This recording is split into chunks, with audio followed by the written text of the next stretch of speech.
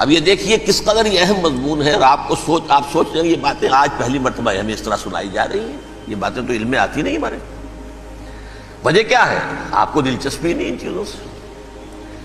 جدید تہذیب نے ان چیزوں کی اہمیت کو زیرو کر دیا۔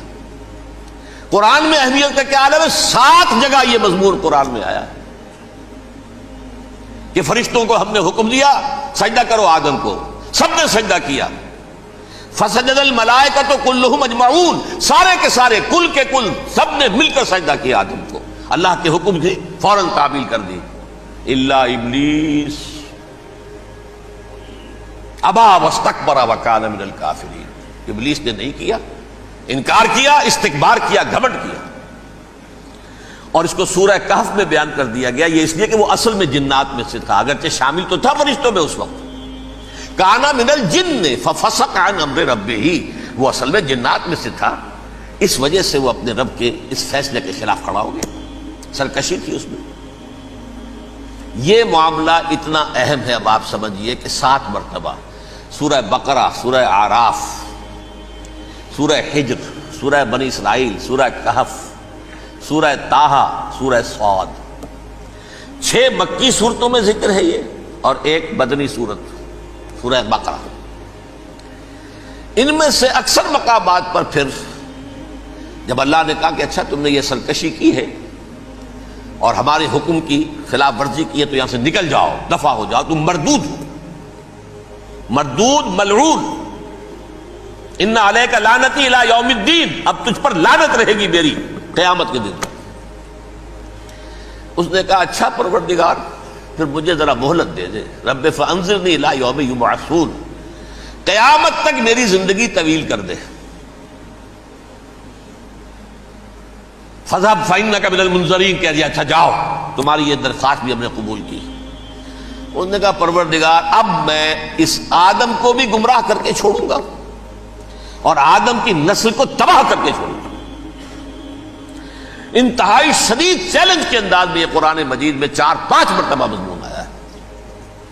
میں نے صرف 2 جگہ سے آپ کو اس وقت کوٹ کر کے سنایا تھا۔ سورہ اعراف میں اللہ تعالیٰ فرماتے ہیں قالا، اس پر ابلیس نے کہا فبما اغویتنی، تو اے رب جو تو نے مجھے گمراہ کیا ہے، مجھے ذلیل کر دیا، مجھ پر فوقیت دے دی، اس کو انا خیر منہ، میں اس سے بہتر ہوں، خلقتنی من نار وخلقتہ من طین، بنایا تو نے مجھے آگ سے اور اس کو بنایا مٹی سے، پھر مجھ سے مطالبہ کہ میں سجدہ کروں، اور میں نے سجدہ نہیں کیا تو اب تو نے مجھے ملعون قرار دے دیا۔ قال فبما اغویتنی لأقعدن لهم صراطک المستقیم، اب میں یہ نسل آدم کے لیے، اس کو برباد کرنے کے لیے تیری سیدھی راہ کے اوپر گھات میں بیٹھوں گا، سیدھے راستے پر چلنے نہیں دوں گا۔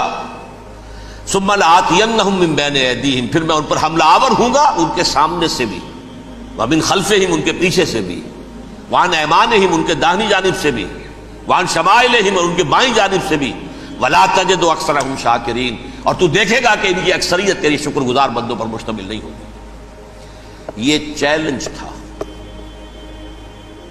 اور ایک چھوٹا سا چیلنج جو سورہ صاد میں آیا ہے، اور یہاں تو اس نے اللہ کے جلال کی قسم کھا کر کہا قال فبعزتک لأغوینہم اجمعین، اے رب تیری عزت، تیرے جلال کی قسم ہے میں ان سب کو گمراہ کر کے چھوڑوں گا، الا عبادک منہم المخلصین، سوائے ان میں سے وہ کچھ لوگ جنہیں تو خالص اپنا بندہ بنا لے، جنہیں تو اپنا بندہ بنا لے، مخلص، مخلص نہیں، مخلص یہ مفعول ہے، فاعل نہیں ہے، جسے تو بنا لے۔